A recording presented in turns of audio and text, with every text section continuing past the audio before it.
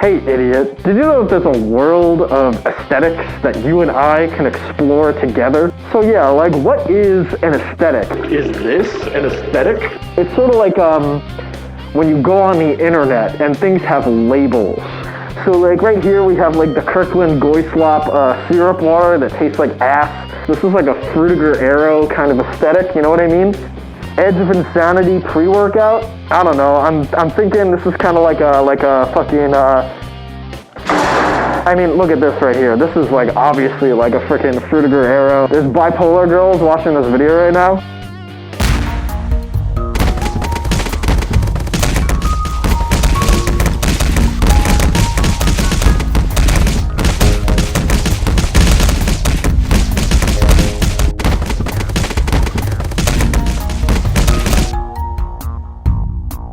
Alright, before we get into the fucking time wasters, let's change things up a bit.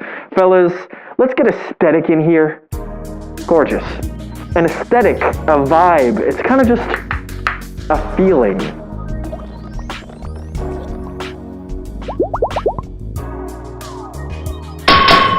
And now we wait our 7 minutes to enjoy ourselves. Who wants to lick the spoon? So let's actually get to the bottom of this. Someone on the internet is going to explain what all this shit is. This video is called The Wacky World of Frutiger Aero by Spoogly, and it has 53,000 views. This guy must know what he's talking about. The future, the grand nexus of humanity's achievements, the beauty of society. We were lied to. 2000. Look at this guy.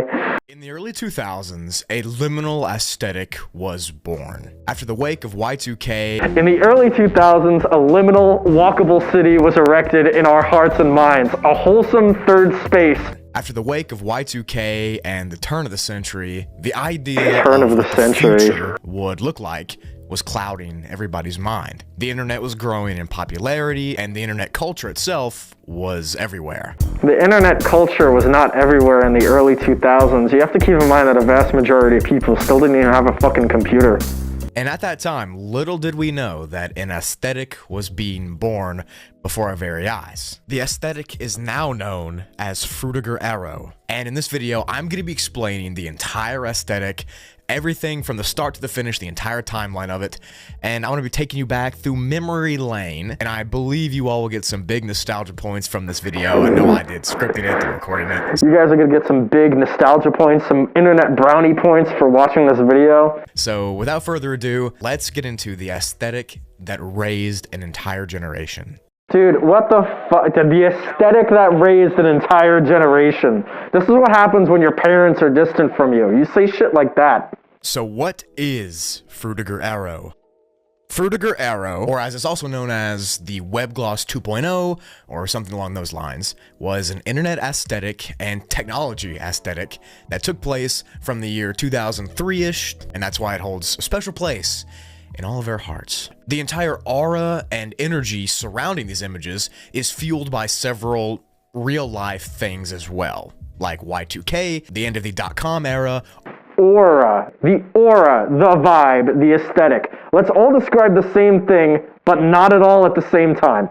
Old web, and also the new vibe of the turn of the century. 2000 just happened. What makes something Frutiger Aero? Let's examine. Freeze, take a drink every time he says Frutiger Aero. Another example would be the YouTube app, how it used to look like a TV, but it was, you know... Why are you talking about the YouTube app and showing me a picture of the Instagram app? It's not like you can't find these things. And you can pretty much tell the difference between the Y2K aesthetic to this one, because this is way more vibrant and colorful and glossy.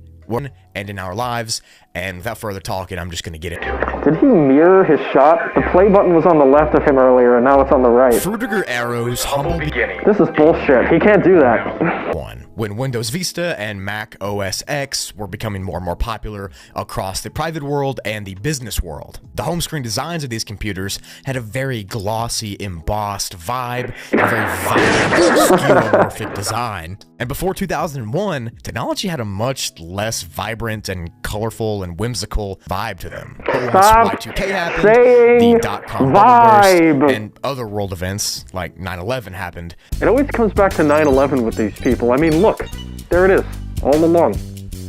And I'm sure you remember that glossy bright, colorful background every time you turn the computer on, as well as the shiny borders, the big texts, the bright colors, and all of the almost youthful ignorance of that simple early on technology. Dude, this motherfucker is the most pretentious son of a bitch I ever met. The youthful ignorance of Windows Vista. Jesus Christ. The famous Xbox 360 was released to the market, and of course, its entire UI was this bubbly, bright aesthetic. Other consoles, like the DS Lite, bubbly and bright are not the words you would use to describe these things. One of the things that I fear about the homogenation of the internet is people are going to take everything at face value. A bunch of kids are going to watch this video, see someone describe an interface that they have never used, and be like, alright, this geezer said bubbly and bright. Xbox is bubbly and bright. That is not the case. That is not it. Pencil neck. The PS3 and the Wii, just to name a few, were also released at that exact same time. These interfaces are not comparable. Look at the picture that you posted. Look at how different they fucking look. And again, all of which had that bubbly, bright, pop-in-your-face energy to them. Bubbly, bright, bubbly, bright. More. Later the next year, in 2007, the first iPhone was released to the public. Was it bubbly and bright? The bright wallpapers, the weird... But I don't think that we really realized how important it was, especially now with the corporate slop that we... I'm glad that this guy knows the difference between beautiful, aesthetically pleasing Frutiger Aero and, of course, corporate slop. And I'm sure, like many of you, I didn't know this aesthetic, this color palette really had a name to it. It didn't. It never had a name. You made it up yesterday. I myself remember coming home from school, getting on my Wii and PlayStation, and just seeing these very glossy, bold textures. The bubbly and bright. Lights, backgrounds, and these weird, shiny vibrations on everything. I'm sure you all remember that as well. I think everyone knows how nostalgic it is. It's just that no one knew what to call it. And now that the name Frutiger Aero is gaining... So during these years, Frutiger just grew in popularity. As I mentioned, those several technologies that came out in sequential order just bolstered it up. Everybody was using Frutiger Aero. Millions of people had computer screens with it, and millions of kids playing gaming consoles had the designs on it. The vibrant, the 3D realistic, bubbly, glossy image was in our minds. It almost had a childlike whimsy. Oh my god, bro. Do you guys think that I'm bubbly and I'm vibrant? Do I look like I have a childlike whimsy to you? Dude, I can't. This video is fucking insane. And that glossy, 3D vibrancy of the earlier 2000s was dying. I hate the new flat designs, by the way. Look at this guy's avatar. He depicts himself as the Giga Chad. You saw the picture of him earlier. Don't you think that these are like one and the same? This image is emblematic of this guy. The very last mainstream console or piece of tech to really have the Frutiger design was the Wii U, which released in 2012. The only problem is the Wii U commercially flopped. Like horribly so. It only sold like 13.5 million units. And this just caused even more for the aesthetic to die. It didn't Guys, help it. you heard it here first from this pencil neck geek. The Wii U caused the death of Frutiger Aero, and that is unacceptable. I am sending a dinner to Nintendo headquarters, and they're gonna fucking pay. After 2012 and 2013, there's 10 minutes left. Tablets and PCs all began to adopt that flat design. And the colorful whimsy glossiness of the Frutiger Aero aesthetic, as we all know and loved, would die. The actual term Frutiger Aero didn't get named on the aesthetic until recently, in 2017 specifically, when someone named Sophie Lee coined the term. This woman is a devil. And in a way, our technology even reflects how society's doing. I would venture to say that the boring, flat design of modern day society is very indicative of how boring and flat we feel. But the vibrant... The only reason why depression statistics are so high is because people like you are alive. Fucking fix the problem, buddy. God damn. So you just heard the timeline of the aesthetic, and you heard the... There's been subgenres that have popped up underneath the Frutiger Aero niche, and I'm about to get into all those right now. Frutiger feces. Frutiger Echo. is pretty much a sub-aesthetic that shows nature. Imagery that involves living in harmony with this beast of a nature that we have in the world. It pretty much is all about coexisting. It symbolizes... It's about coexisting with Reddit. It's about living in a world where Reddit exists and all ideas are just shoveled into a giant Reddit funnel and ground up into a slurry slush for you to drink and enjoy without having to think about anything that you do or the things that you say. And they almost always have fish or bubbles or seabirds or waves. I thought that was just regular Frutiger Aero. You know what, I'm done listening to this guy. Honestly, I think what he has to say is really valuable and important, and I think listening to this video has actually changed my perspective. So what happens when you search the term Frutiger Aero on YouTube? You end up with a bunch of mixes. I've assembled a mixtape for us to check out. Let's have a listen. We got Frutiger Aero Music Radio. We got Zen TV, a Frutiger Aero mix. Dude, it's just so much spam. It's just so much shit. Alright, so here's a video called What Frutiger Aero Feels Like. It's gonna educate us.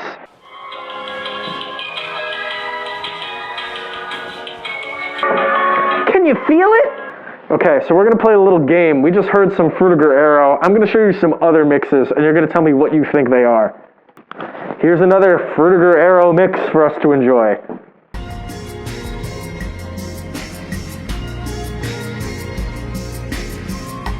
Breathtaking. Another wholesome, another liminal mix.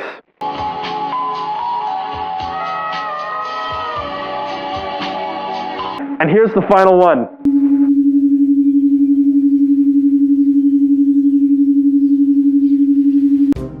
That second playlist that I pulled up, what was that? Was that Frutiger Aero? Sorry, retard, it wasn't! It was called Mallsoft, just so you know. Oh shit, that second one? That's Vaporwave, buddy. That's called fucking Blast Pit Mix.